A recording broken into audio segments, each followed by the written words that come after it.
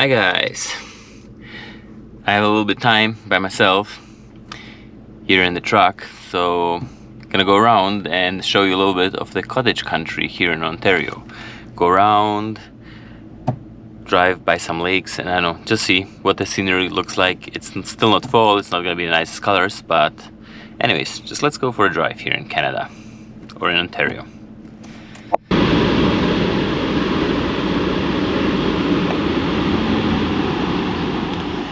First stop, Tim Hortons. For some reason, when I go for a drive here in Canada, when I'm going somewhere, I like to grab a coffee. It's really kind of like the American way. In Europe, I don't really drink coffee in my car, but when I used to live here in Canada, I don't know, for some reason, I enjoy having a cup of coffee. Well, and the difference probably is the price too. Like here, it's like $1.90 for a medium-sized cup. In Europe, you already pay like a €4, I don't know, for a cappuccino to go. It's kind of a little bit too expensive, so I don't really like it. But here, I do grab one. So when I'm here, let's go whatever.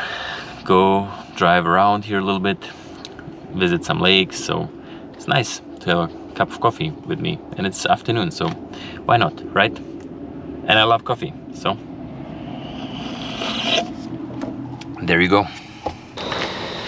The first stop we're gonna make today on this trip is the Kingston Mills Locks on the Rideau Canal. It's a National Historic Site of Canada and was very important back in the day when Kingston, that's where I am now in Ontario.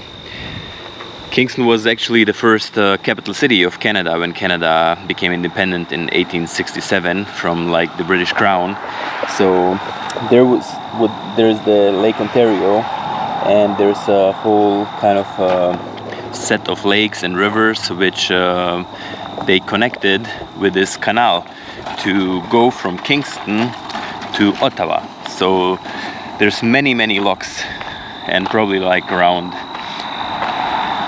100-something kilometers from Kingston to Ottawa.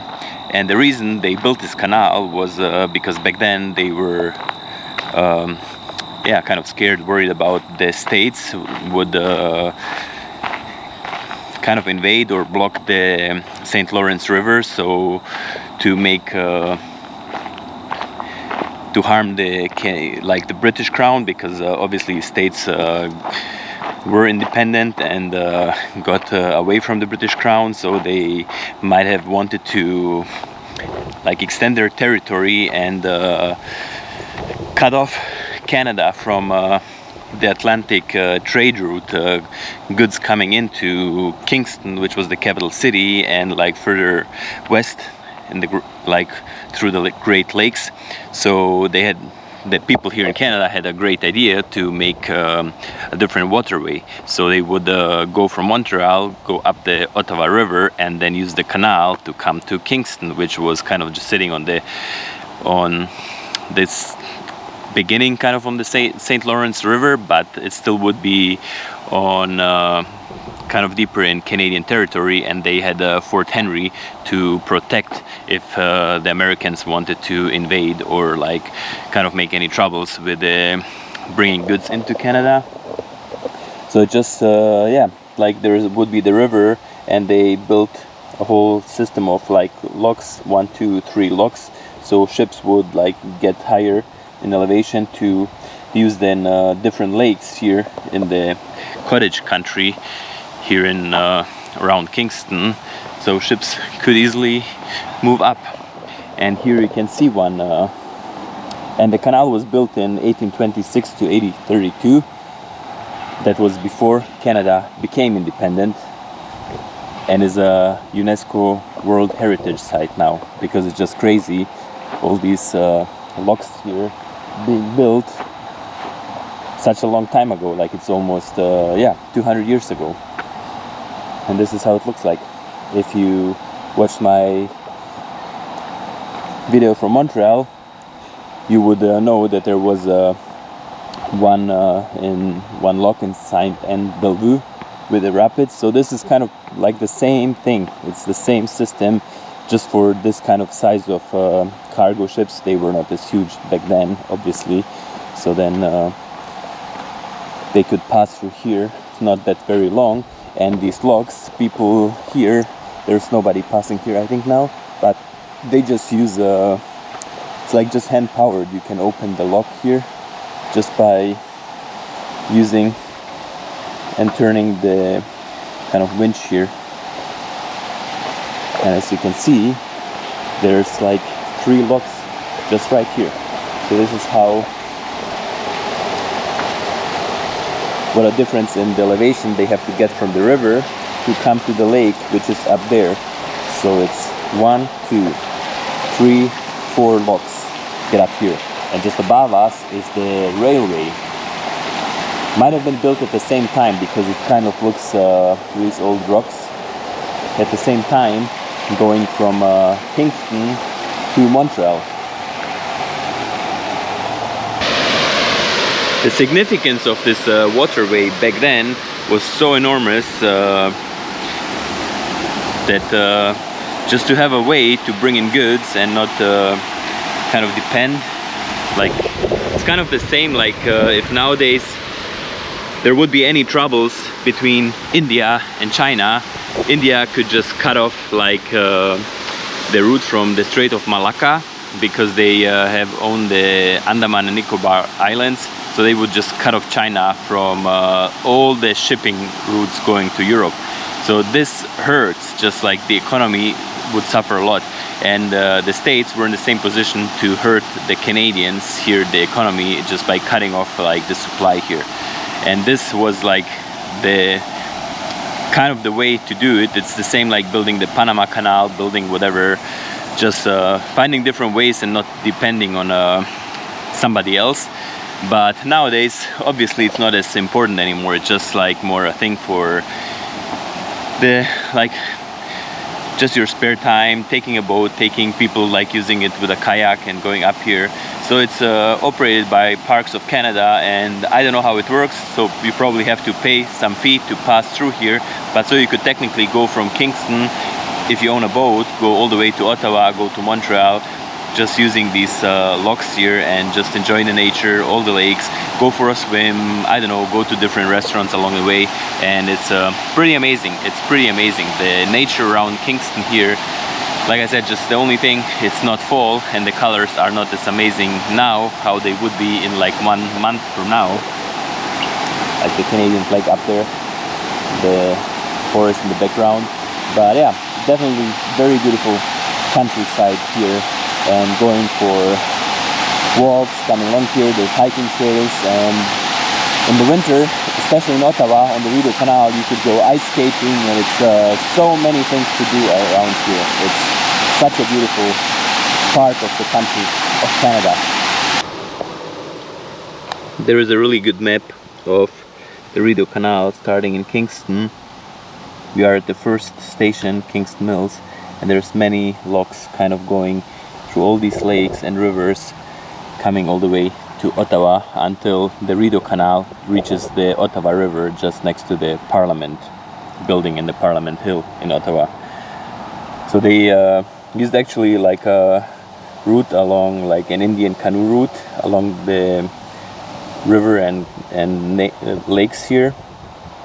So it's actually, the British just kind of got the idea from the natives here around to make this happen. This is what it is now. There's probably a 15-meter difference when you enter the locks down on the river, and then you come out here. And then you can use the lake just to go north for many kilometers and just follow the canal to Ottawa. And here we have a boat with the American flag, so must be Americans taking the Rideau Canal, which was not designed for them in the first place. But now, since whatever, like in Europe, you can friendly countries in the European Union, you can just cross borders, do whatever you want, and same with the Americans and Canadians. Not really crazy border like it is between the States and Mexico. And then you have some really nice cottages, like always here on the lakes, with some nice a table, some I don't even know how you call them, like these Canadian chairs. I'm not quite sure. Like always some nice colorful chairs, and people, everybody has a boat at the cottage and just using it for all kinds of sports and leisure activities. Just beautiful, really beautiful.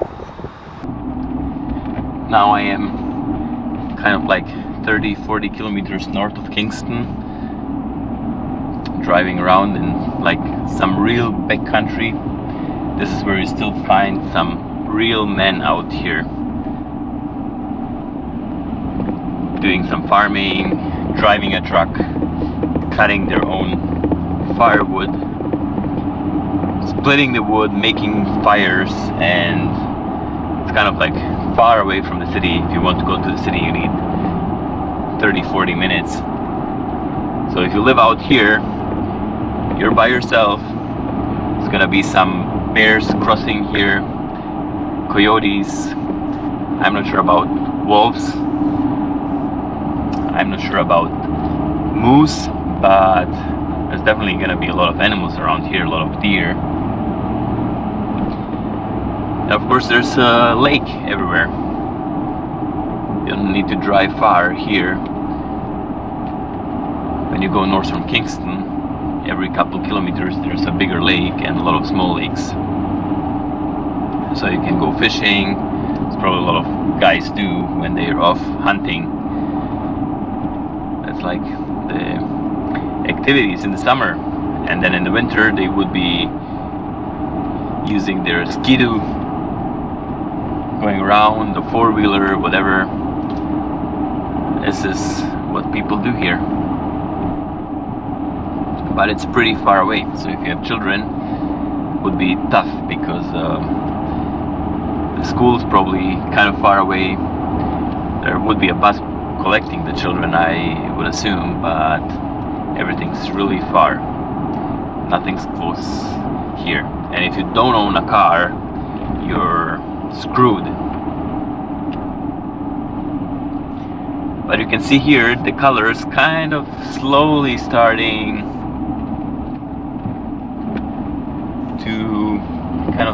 just like some yellow red colors on the maples, and because it's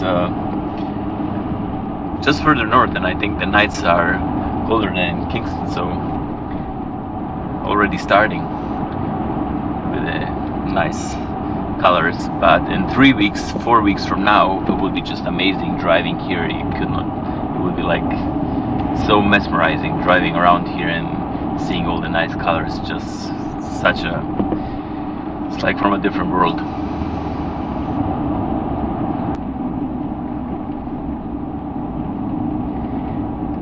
And like I said, everywhere you go, there's always some lakes, camping site here. It's actually a resort. It's far away, but people like to get far away out of the city, spend the summer here, camp, a lot of activities, be on the lake. It's pretty like something what Canadians love to do. Everybody just gets out in the summer. You have a boat ramp everywhere. People own a boat, jet ski, so you can do many things. People don't really travel as far here as many people do in Europe, go to foreign countries. People here just like to spend out the summer in the backcountry, on the lake, at the cottage, take out their kids, rent a cottage with another family, go camping, and that's what real Canadians do. And if they have a little bit of money, they own a cottage somewhere, which is something when you're European and you want to go visit a lake, it's easy because everything is kind of public. But here, if you want to visit a lake, you have to make sure you find like a provincial park or a public beach, because otherwise everything is private. So you would have to come to a resort like this, you would have to go to a public beach, but many lakes are just have private properties around them and just private cottages, so you can't even if you want to go for a swim there, you can't unless there is a boat ramp. You take a boat and then you can do some fishing from the boat and jump into the lake from the boat, but you wouldn't have a beach, really, like no access to a beach because it's all private, which is kind of cool if you own a cottage because everything around you is private. There's no people. It's just like you're on your own in the wilderness, listening to some beautiful bird sounds at night, making your bonfire, and just enjoy the wilderness and the nature around you.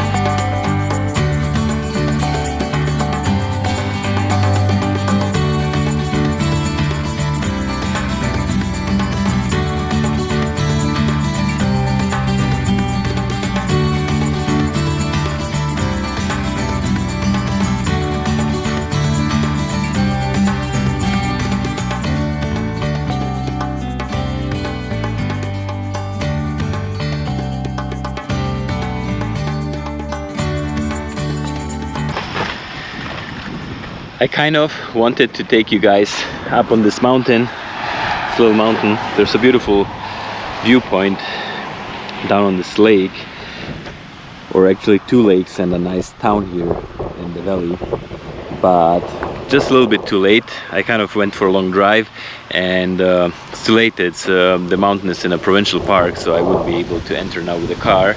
So instead I took you up to this cemetery, this beautiful Presbyterian cemetery here in Westport, Ontario. That's the lake, and that's how the countryside here looks like. If you would be up in the air, you would see a lake. Every whatever 2 kilometers there would be a lake, mountain, a lake, a mountain, and so on. There's 250,000 lakes in Ontario, a lot of fresh water. So anyways, this was just a kind of a short drive, show you a little bit the backcountry in Ontario, Kingston. I hope you enjoyed the little drive, seeing something different than Europe. And another time we're gonna be at some point in Canada in the winter, in the fall, with some beautiful colors. But yeah, guys, that's it from Ontario, just a short video, and see you maybe back in Montreal. We'll see. Bye guys.